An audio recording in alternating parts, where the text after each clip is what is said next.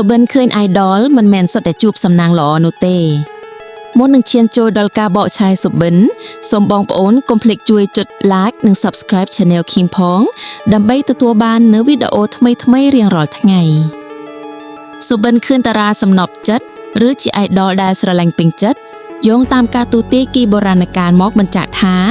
ដំណើរជីវិតរបស់អ្នកនឹងបន្តកើតមានបញ្ហាមិនចេះចប់មិនចេះហើយឡើយប៉ុន្តែយ៉ាងណាក៏ដោយអ្នកនៅតែអាចដោះស្រាយបានដោយរលូនទៅមុខ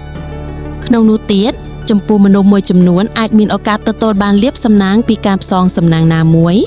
ឬអ្នកអាចទទួលបានអ្វីដែលល្អពីមិត្តភ័ក្តិទទុយយកមកឲ្យដល់ផ្ទះហើយអ្វីដែលអ្នកត្រូវប្រយ័ត្នគឺក្រុមមនុស្សជិតស្និទ្ធនឹងអ្នកអាចនាំមកនូវបញ្ហានិងទុក្ខទោសដោយខ្លួនឯងស្នេហាមនុស្សនៅលាវនឹងជួបមនុស្សដែលស្រឡាញ់ពេញចិត្តពេលនេះគឺជាឱកាសកុរៀនពីគ្នាទៅវិញទៅមក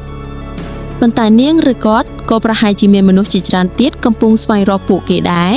ដូច្នេះត្រូវប្រឹងប្រែងបន្ថែមទៀតដើម្បីបញ្ជាក់ថាអ្នកជាមនុស្សត្រឹមត្រូវឬស្រឡាញ់ស្មោះ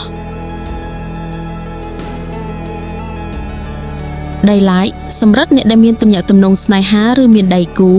ចូលប្រយ័ត្នចំពោះអារម្មណ៍របស់អ្នកកាត់បន្ថយភាពឆេវឆាវនិងអារម្មណ៍ធ្ងន់ក្តុកមួយឡែកសិនបន្ទាប់មកអ្វីៗនឹងប្រសើរឡើងបន្តិចម្ដងមិនខានឡើយចំណែកឯហិរញ្ញវត្ថុហាក់ដូចជាមិនមានបញ្ហាអ្វីជាដំកំភួននោះទេប៉ុន្តែយ៉ាងណាក៏ដោយក្នុងអំឡុងពេលនេះត្រូវប្រយ័ត្នកុំឲ្យអ្នកណាខ្ចីលុយព្រោះវាអាចជាបំណុលអាក្រក់សងមិនរួចបាននិយាយអំពីការងារក្នុងអំឡុងពេលនេះ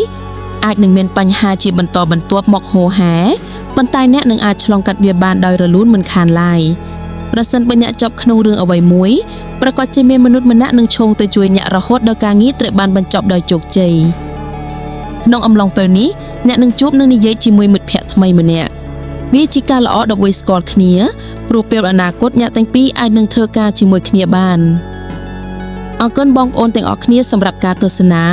សូមកុំភ្លេចជួយចុច like និង subscribe Channel Kim ផងដើម្បីទទួលបាននូវវីដេអូថ្មីៗរៀងរាល់ថ្ងៃ